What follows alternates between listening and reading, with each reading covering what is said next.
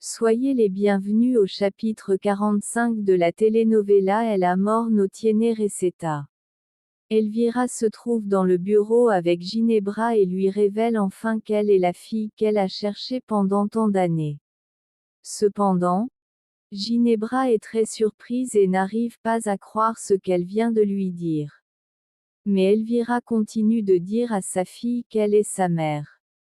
Ginebra, voyant qu'Elvira insiste, lui rappelle que, dans ce cas, c'est elle la responsable de toute sa souffrance.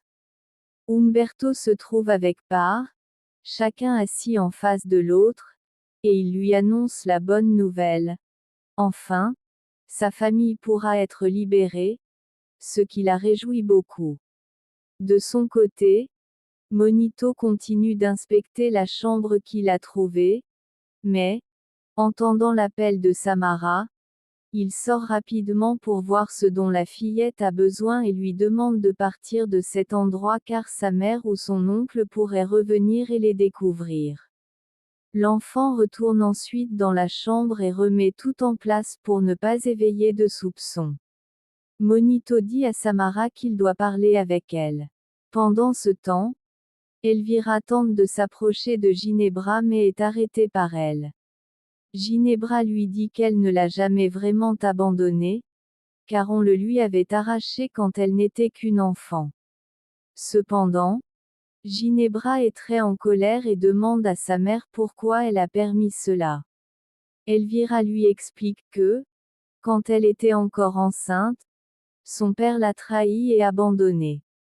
Ginebra reste très contrariée, indignée de savoir que son père ne l'a pas aimée et reprochant aussi à sa mère de l'avoir méprisée.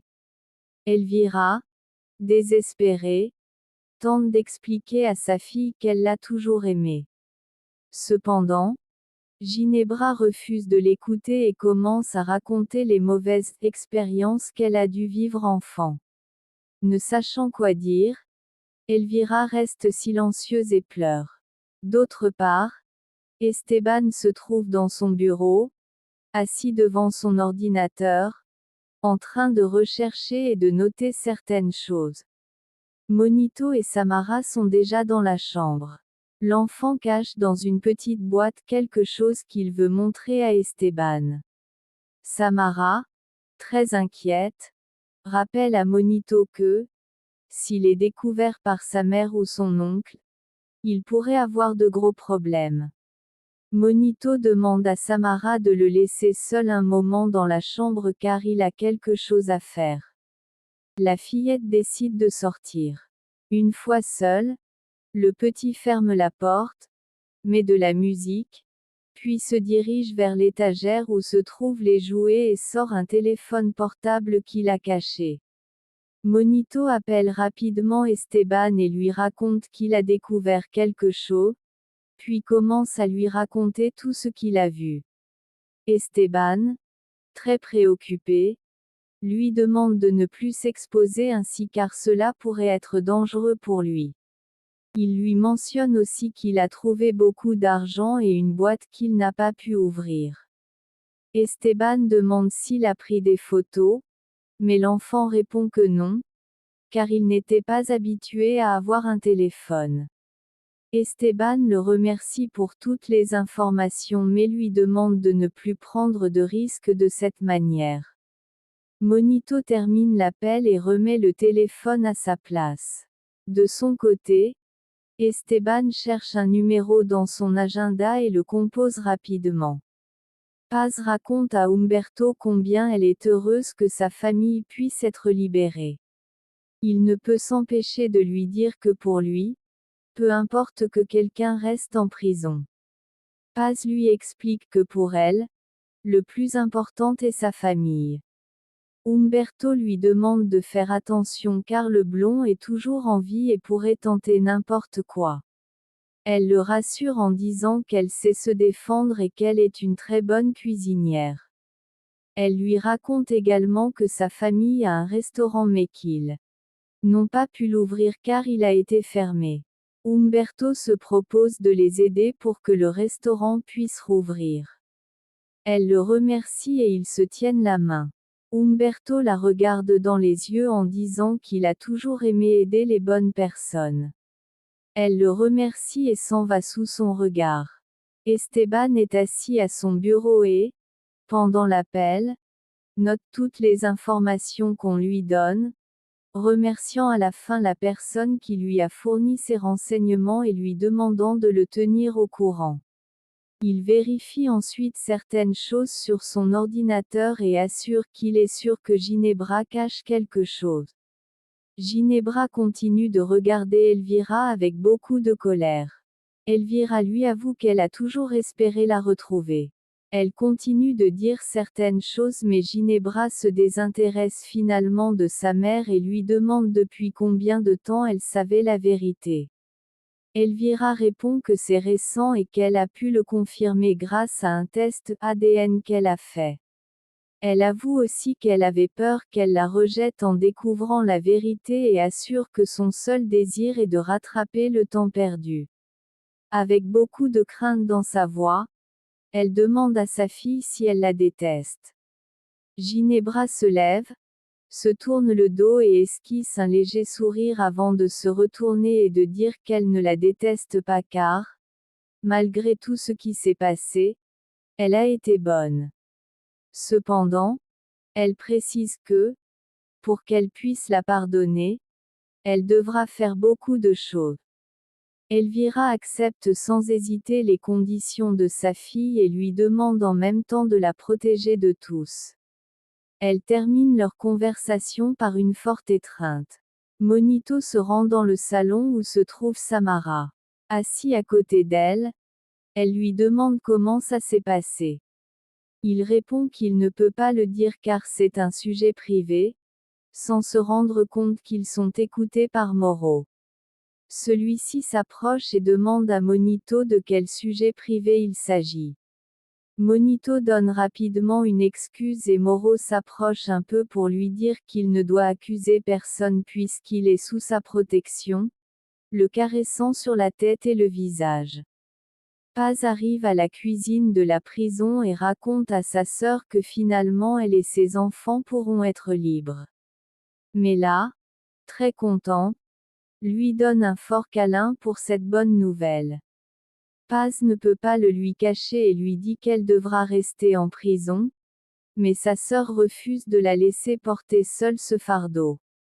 Paz prend quelque chose sur la table et s'éloigne, expliquant à sa sœur qu'elle doit assumer la responsabilité, étant celle qui a caché Samara. Mireia exprime sa frustration et dit qu'elle n'est pas prête à la laisser seule. Paz s'approche de sa sœur et la convainc. Mireia, frustrée mais consciente qu'elle ne peut rien faire, lui donne un câlin. Gala entre dans le bureau de son père pour lui dire qu'elle va sortir. Il lui demande de faire attention et ils se disent au revoir par un baiser. Une fois seul, Esteban commence à écouter la conversation entre Moro et Ginebra par les caméras. Moro dit à sa sœur qu'il pourrait avoir un espion, car le système de sécurité a eu une panne soudaine. Esteban s'inquiète de la possibilité d'accuser Monito. Ginebra demande à son frère s'il soupçonne quelqu'un et lui demande directement s'il suspecte l'enfant. Moro répond qu'il ne croit pas que ce soit possible, mais assure que le problème est en train d'être résolu et que le système sera restauré correctement pour éviter tout problème. Pendant leur conversation, Ginebra révèle indirectement à Esteban qu'elle a mis fin à la vie de son mari. Après cette confession, Esteban ne peut s'empêcher d'être très surpris. De son côté, Gala se trouve chez Geronimo, qui la remercie d'avoir accepté son invitation. En te confessant, elle révèle que Gemma lui a dit qu'elle était enceinte de Salomon. Geronimo, en l'écoutant, ne perd pas l'occasion et continue de lui dire qu'elle ne devrait pas être avec lui. Finalement, il lui demande de lui donner l'opportunité de la connaître. Gala, un peu hésitant, décide d'accepter la demande de ce dernier. Elvira se trouve dans son bureau en compagnie de Phobo, à qui elle raconte que Ginebra est disposée à lui pardonner, bien qu'elle lui commente aussi qu'elle doit lutter pour le pardon de sa fille. Phobo lui demande si elle dira la vérité à la famille. Elle lui dit qu'elle attendra le moment exact, bien qu'elle s'inquiète un peu de la réaction que pourraient avoir ses petits-enfants. Geronimo commence à faire une vidéo en direct en compagnie de Gala, où il dit à ses spectateurs qu'il sort avec elle. Pendant qu'il continue à parler, Gala commence à se sentir assez étourdie et ne peut éviter de vomir. En le faisant, elle, assez gênée, sort en courant de la pièce. Geronimo coupe la vidéo et reste assez surpris. Esteban se trouve chez Ginebra. Elle s'approche de lui, mais Esteban, assez irrité, la repousse et lui dit qu'il a découvert des choses sur elle, alors il commence à révéler tout ce qu'il a trouvé. En se sentant acculé, Ginebra, en colère, lui demande de partir. Esteban insiste en lui disant encore et encore des choses, se dirige vers la table et prend la peluche qu'il a offerte à Samara, révélant à Ginebra qu'il observait tout ce temps grâce à une caméra qui est incrustée dans la peluche. Sans détour, il lui demande à quoi elle fait référence en disant qu'elle s'est débarrassée d'Elias et qu'elle aurait aussi tenté de le cacher. Elle lui confesse que c'est elle qui a assassiné son époux et planifié l'enlèvement de Samara. Esteban, assez en colère, saisit le cou de Ginebra et lui assure qu'il fera en sorte qu'elle paye pour ses crimes. Gala revient dans la chambre de Geronimo et ce dernier lui demande rapidement si elle se sent bien, lui donnant une veste pour qu'elle puisse la mettre et lui demande s'il l'emmène à l'hôpital ou s'il appelle son père. En entendant le nom de son père, Gala lui demande de ne pas le faire. Il accepte, mais lui rappelle qu'ils sont en direct et que beaucoup de personnes étaient en train de regarder, donc en peu de temps, son père peut apprendre ce qui s'est passé. Un message arrive à Gala, et Geronimo lui demande de ne pas le regarder. Cependant, elle dit qu'elle va le faire car elle veut savoir ce qu'ils sont en train de dire. Gala commence à regarder tous les messages et ne peut éviter de devenir anxieuse. Pendant ce temps, Esteban continue de tenir Ginebra par le cou, lui demandant pourquoi elle a planifié l'enlèvement de Samara, puisque, étant elle l'héritière de son mari, la seule manière qu'elle avait d'accéder à l'héritage serait de se débarrasser d'elle, et il lui assure qu'il appellera la police et emmènera Samara avec Monito.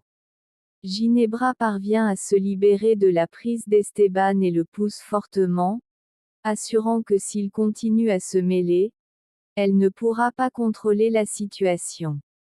Cependant, Esteban, loin de l'écouter, lui assure qu'il fera tout son possible pour faire justice. D'un autre côté, Salomon et Pépé sont assez heureux pour la nouvelle qu'on vient de leur donner. Salomon dit à Fermine qu'il devra faire attention puisque le blond est en train de se rétablir. Fermine ressent de la méfiance puisqu'il n'aura pas d'autre option que de se débarrasser de lui. En entendant tout cela, ils entrent rapidement dans la chambre et ferment les portes et discutent à propos de ce qui a été dit par lui.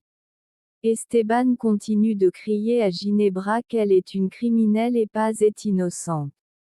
Ainsi, il s'éloigne d'elle et lui tourne le dos tandis qu'il commence à passer un appel, lui assurant que ce sera sa fin. Cependant, elle, loin d'être préoccupée, lui assure que ce n'est pas le cas, prenant un masque qui se trouvait caché et se le met avec un bouton qui est caché, provoquant qu'un gaz se libère.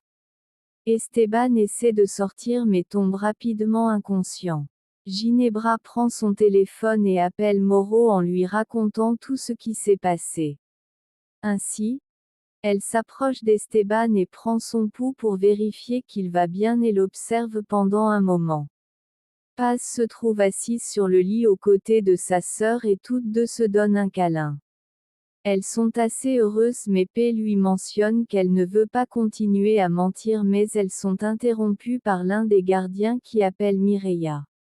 Toutes deux se lèvent du lit et celle-ci continue de dire à sa sœur qu'elle ne doit pas s'inquiéter car personne ne pense mal d'elle.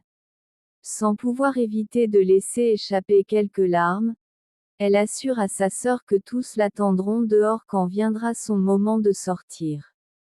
Paz lui demande de ne pas cesser de chercher sa fille. Mireia lui dit qu'elle ne doit pas s'inquiéter car elle s'en chargera et elle continue de dire encore quelque chose et finalement se disent au revoir en larmes. Nandi dit à Fermín que son plan ne fonctionnera pas. Ce dernier lui dit qu'il le sait, mais il restera en prison et sans aucun doute, Rubio essaiera de l'éliminer. Pepe ne peut éviter de se sentir coupable puisque Fermín est dans les problèmes pour les avoir défendus. Cependant, il le tranquillise et lui assure qu'il les a défendus parce qu'il a beaucoup d'affection pour eux. Tous trois sont d'accord sur le fait qu'ils ne peuvent pas permettre que Fermín porte tout cela seul et ils ont l'idée d'en finir avec le blond.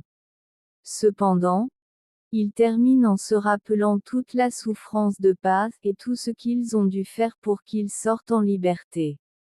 Porfirio arrive à son appartement et tombe sur Humberto.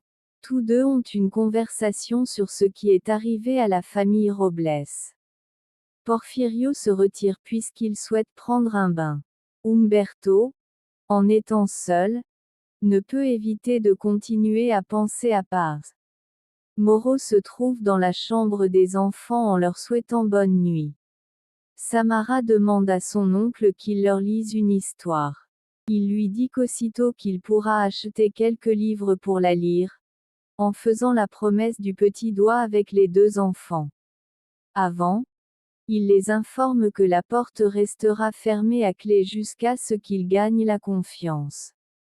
En étant seuls, les enfants se regardent dans les yeux assez confus. De même, Moro est en train d'attacher Esteban. Pendant qu'il le fait, il dit à sa sœur qu'il a découvert que Monito a altéré certains des câbles, mais il lui assure que c'est normal qu'il le fasse puisque ces câbles, il les utilise pour vendre. Ginebra, très convaincu, lui rappelle qu'ils ont aussi eu des pannes dans la chambre spéciale. Moro lui explique rapidement qu'il y a eu des pannes dans tout le système, lui assurant qu'Esteban les a découverts grâce à la caméra qui est cachée dans le jouet, assurant que Monito n'a rien à voir, rappelant à sa sœur qu'il serait très étrange de se débarrasser de Monito juste à ce moment-là puisque cela éveillerait beaucoup de doutes. Il lui communique aussi qu'il a vérifié tous les appareils électroniques d'Esteban mais heureusement, il n'a pas pu prévenir personne et il se dirige vers l'étagère en prenant un petit étui noir et sort une seringue avec un liquide inconnu. Avant de l'injecter, il dit à sa sœur qu'aussitôt qu'il le fera, il récupérera la conscience. Après avoir été injecté, Esteban récupère rapidement la conscience et la première chose qu'il fait est de dire à Ginebra qu'elle ne s'en sortira pas, puisqu'il se chargera de la faire payer tous ses crimes. Ginebra lui donne une forte gifle et celui-ci s'approche de lui et lui dit quelque chose. Monito sort de la boîte le câble de cuivre qu'il avait caché et se dirige vers la porte et tente de l'ouvrir. Zara se trouve inquiète puisqu'elle croit qu'ils les ont enfermés pour avoir été dans la chambre secrète, exprimant sa peur car elle ne veut pas qu'on la frappe à nouveau.